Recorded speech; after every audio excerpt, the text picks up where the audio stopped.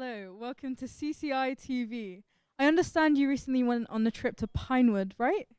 Yeah, we took a group of students to Pinewood Studios, where they filmed James Bond, Harry Potter, Star Wars, all that kind of stuff.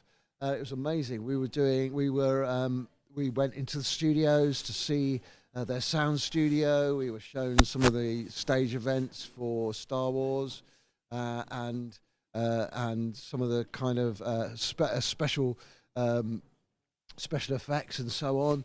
All the sort of mask making, weapon making, stuff like that. It was amazing. Students absolutely loved it. We also we went into the largest sound stage in Europe, which is called the 007 stage after James Bond, and they showed us a load of stunts, amazing stunts with cars zooming around, explosions, people jumping off of things. Quite amazing, a really fantastic day out. It was a long journey. We had to go sort of 4 hours to get there and back, and it was on a Saturday because we couldn't get any Fridays to do it or anything, but it was a really great experience. Yeah. So obviously it's a massive festival. Your students enjoyed it. How do you think students in other media departments would find it? So maybe acting students or theatre students? I think they'd find interest there because I think acting students need to feel what it's like in front of the camera and stuff like that. So there's a lot of that sort of thing, experience of being able to see some of these things that perhaps are quite hidden from public view. When you're when you watch a movie, you don't realise the amount of different skills that go into making a movie. It's not just about filming. It's not just about editing and stuff like that. It's more it's about kind of makeup. It's about costume. It's about set building. It's about all these things. And I think that there's a great deal of different creative skills that can be brought to that. And I don't think people see that when they then when they watch a movie. As well as the actors having to interact with things, sense of say green screen or kind of working to allow cameras around them as they're perhaps acting. So to see that, I think drama students and fashion and textile students, things like that, will be really impressed by that. That's very interesting. And did anything come as a surprise to you? Oh. Back to the studio. Good afternoon, I'm Josh. And I'm Alfred. Welcome to Southwest Satellite. Coming up, The effects of Storm Chandra and its floods across the southwest. the Exwick new build and how the housing boom affects Exeter. AI in education, does it damage or enhance school and college learning? And the preparation for the Devon Derby. How is security being ensured for this year's football clash? On VT for 50 seconds.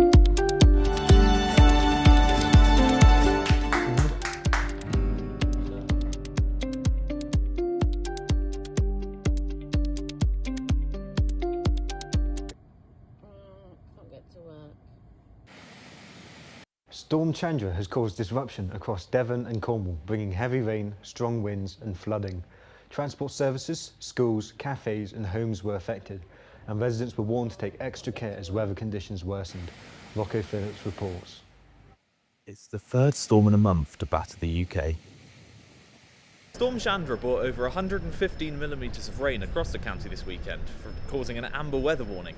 This resulted in mass flooding, transit delays and cut off the majority of the county from the rest of the world. The house has flooded before, several occasions, but never as badly as the flood we've had. And we have got flood defences. We have a flood wall and we have a valve that seals off for drainage in the flood wall. And we have two pumps, but on this occasion, the pumps were simply overwhelmed by the weight and quantity and volume of water. 2 days ago, I got a message from the Environment Agency saying there's a flood warning. And by the time I looked out of the front door, there was water moving towards the house. And it was clear that our flood defences had been overwhelmed and were going to flood. So all in all, we're almost surrounded really by water. The Environment Agency issued flood alerts for parts of the county, warning residents near rivers and low-lying areas to remain vigilant. We contacted the Environment Agency for comment, but have had no response. Weather warnings have since been lifted, but the Met Office says further unsettled conditions are possible later this week. Residents are being advised to stay up to date with the latest forecasts. Rocco Phillips, Southwest Satellite, Exeter. After 6 years of planning battles, a deal has been secured to build 80 new homes on the Exwick Greenfield site. The start of the construction under the Tiller Homes have caused some controversy. Local residents are concerned about the environmental impact. Mia Tafts has been speaking to Exeter City Council about the Exeter City Council Labour leader, Philip. I think they're doing it to a high standard and a good quality. Not only am I the councillor here in Exwick and leader of the council, I actually live next door to it. So obviously I've got a very keen interest in it. Yes, there was a nice field here before, but we need housing in Exeter, and I think that's very important. But it's a sustainable development, air source heat pumps, there's no gas involved. Brilliant. What do you believe this could add to the Exeter area? Well, we need housing in Exeter. There's no two ways about it. And so we need homes. We are, the fastest growing city in the country. That's just come out recently. Yeah. People want to live here. We've got a good college, as you know. Yeah. We've got a good university. We've got good employment opportunities for young people. That's what we need. Yeah. So young people and families need homes. What do you think changed for this freezing to happen? There's a tendency to want to object to something because it's change. I used to live in Whitstone, which is next door to here. I used to travel up and down here towards school and to work, and it was very nice countryside. And of course, I yearn to see all that again. But what I want to see is progress. What I want to see is homes. What I want to see people having good opportunity. Now, it's the sad factor that I have to put in that there is going to be change. So I think people have saw the layout, they saw the sustainability of the homes, the fact that there will be a play park here, which isn't anything like that around here. There'll be good access, good cycle connections, and good road connections. That's what we need in Exeter to bring people to Exeter. As I said, the fastest growing city in the country. We want people to have homes, we want people to have good jobs and a good life. AI use in education is on the increase. Platforms like ChatGPT through OpenAI and Copilot through Microsoft have been the most common chatbots with students and teachers. Surveys taken show that almost 9 in 10 students use generative AI to aid them with their studies. Olivia and Amy tell us more. Constantly evolving day by day thanks to the development of technology. The amount of students using ChatGPT in their work has increased from 53% in 2024 to a staggering 88% in 2025. Amy also spoke with the UK head of Pause AI, Joseph Miller. Pause AI is a global movement which calls for more controlled AI development. Pause AI started about 2.5 years ago in sort of the early summer of 2023.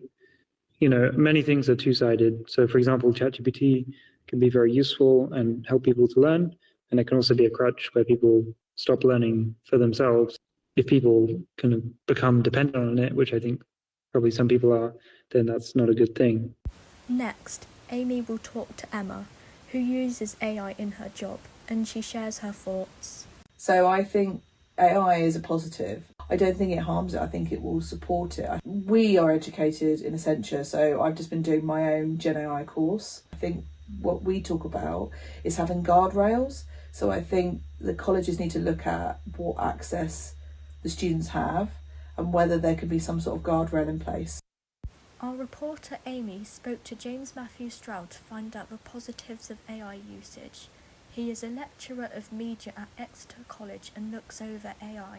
Yep, I think AI will affect the future of everything. In terms of education, I think what the sort of the advent of AI being used by learners will force us all to do is probably strip back our qualifications and look much more closely about what matters and what's valuable. In some positive ways, it means that as educators we're all scrambling to work out what we need to do now to make our courses valid and authentic and make sure that people are learning what we're hoping to teach. And change can be really good, and it can be really exciting to look at our courses and say, well, how do we teach it differently then? Amy and Olivia there now to report on the Devon Derby taking place this April. Here's Matilda.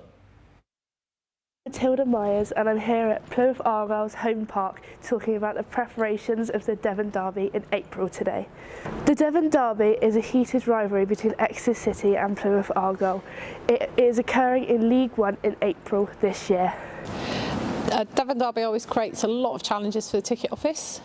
We work in conjunction obviously with the head of venue and the police, because there's always lots of potential problems. Obviously Exeter take an allocation which they're responsible for selling and maintaining their sort of records on. So they again would only sell to their supporters, so again this lessens the risk of having Argyle supporters in the away end. For fans travelling to the match, Argyle have detailed travel guides encouraging public transport such as trains and buses to reduce the carbon footprint. For the Exeter fixture, we'll be running hospitality across all of our venues. We've got Club Argyle, Captain's Lounge, the Jack Leslie Boardroom, we have a Players Lounge, and then over in the Far Place building we have the View and the Sports Bar. We accommodate all different kinds of age groups, families, corporate businesses, and when these packages go on sale from fixture release, they pretty much sell out within the first couple of days, if I'm honest. And in terms of security, coordinations with the community, safety partners and local police helps crowd control and emergency responses efficiently. I've been Matilda Myers and this is South West Satellite. Now it is time for the weather with Jamie. Thank you, Josh. Thursday will bring cloudy skies with frequent showers and cold winds. Temperatures will remain mild, reaching around 8 to 10 degrees Celsius. Moving into Friday, further rain is likely with the occasional heavier burst possible. It will remain cloudy with temperatures staying close to 10 degrees. Looking ahead to the weekend, conditions are expected to stay changeable with a mixture of showers and brighter intervals. Although rain is still likely at times, Jamie Bird Films is also bringing a storm of pure videography madness to the southwest region, and that's your weather update for the southwest of England. Thank you. Change camera, change camera.